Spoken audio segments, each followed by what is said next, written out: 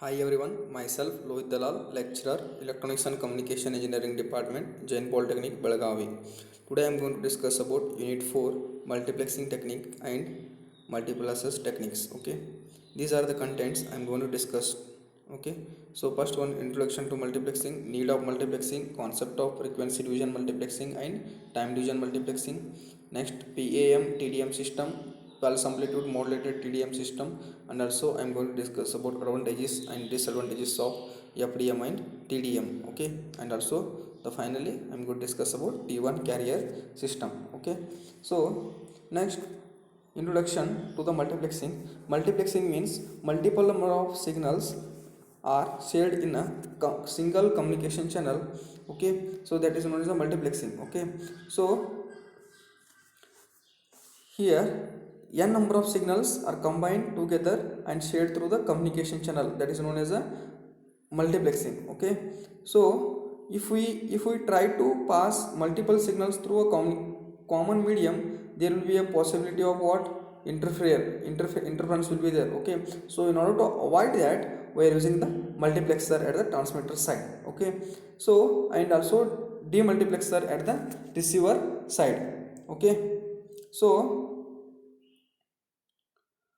demultiplexer what will does, it is going to separate the signals. Okay, separation of the signals it is going to do. Okay, so multiplexing means it is going to compress the signals.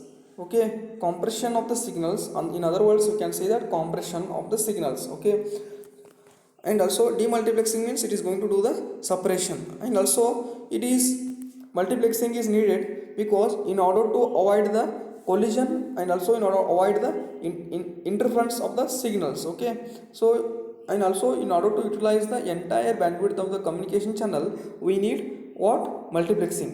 Okay, so and also in order to transmit the signal over the long distance, okay, we need modulation. But without modulation, okay, without multiplexing, modulation is also not possible, you know that. Okay, means you are going to allocate the different frequencies, then you are going to pass, right? Suppose there is a collision will be there, and also signal will not be passed to the destination.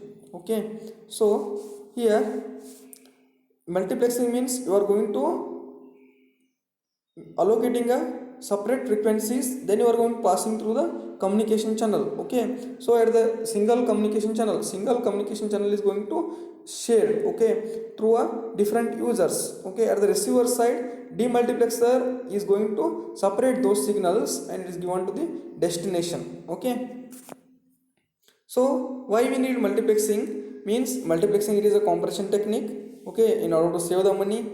Okay, means through a single communication channel entire things are transmitted, means no need of another cable or another communication channel. Okay, this is a cost effective.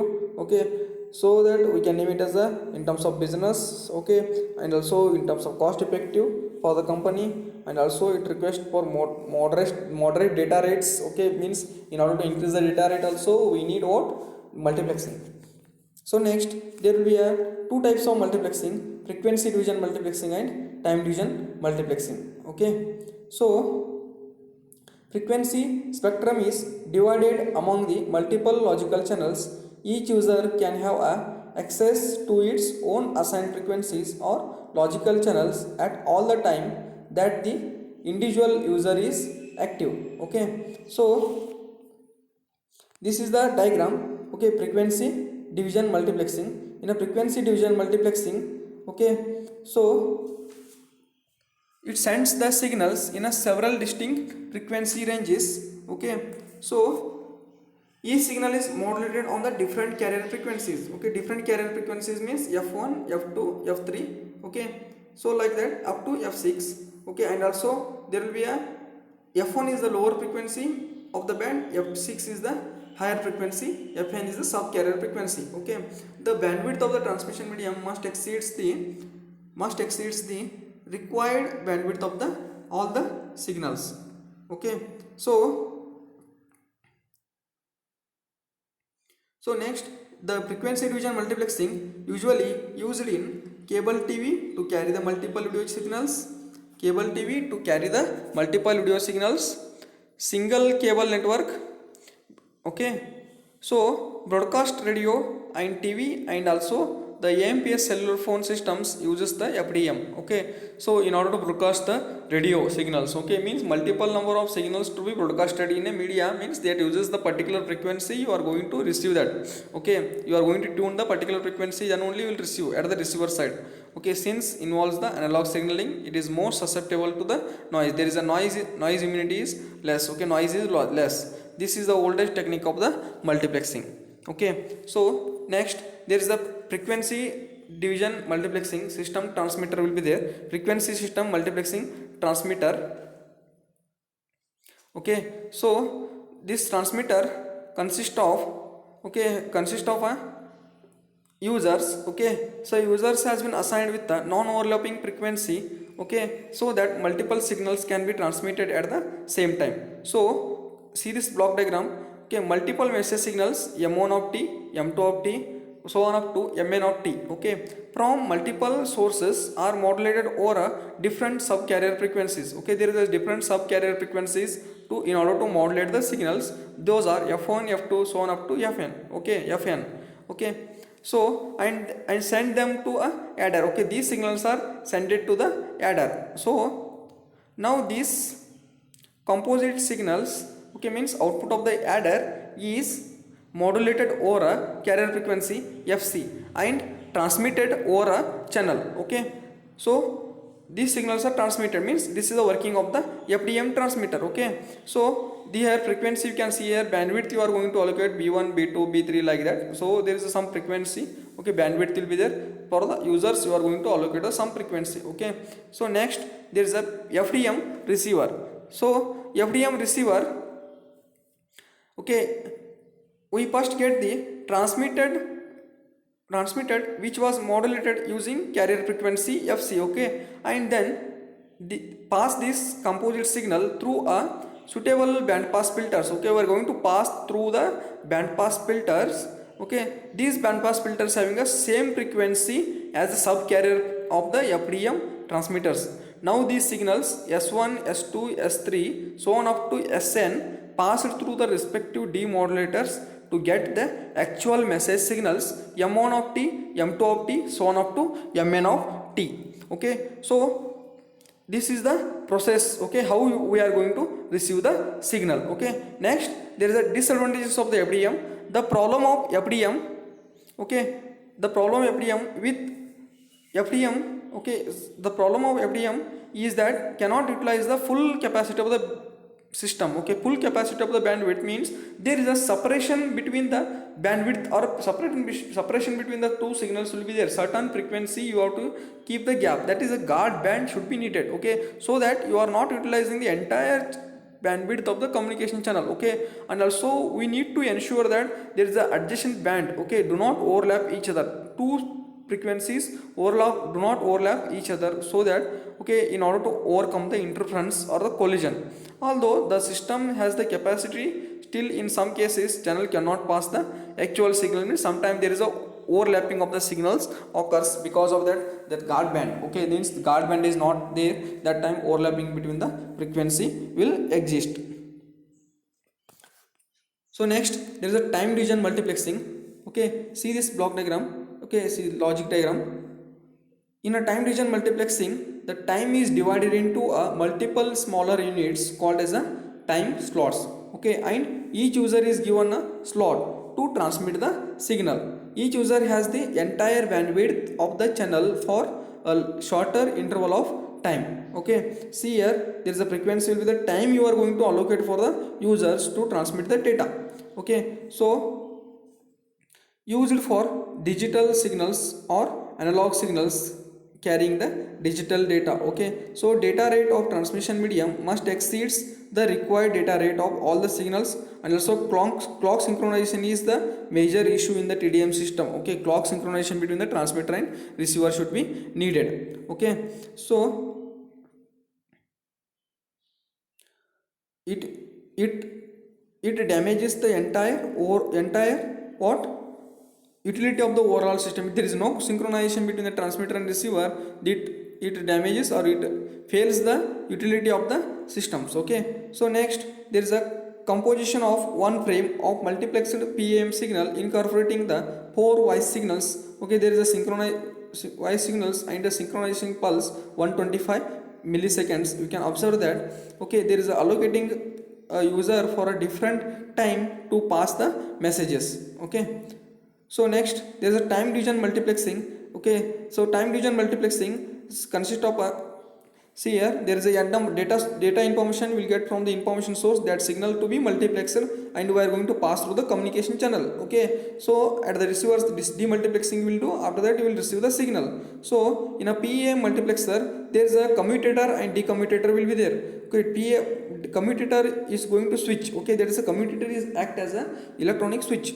Okay, so that message inputs are going to pass through the low pass anti-aliasing filter, means overlapping filters will be a signal will not be overlap, and low pass filter means lower frequency components are means this much frequency, this is restricted. Okay, signal is restricted to pass this much frequency. Okay, pass the information through this frequency only. Okay, like this, so that low pass filters are used to pass the information, means lower cutoff frequency means we are going to allocate the some particular frequency. Okay, before that frequency only it has to pass.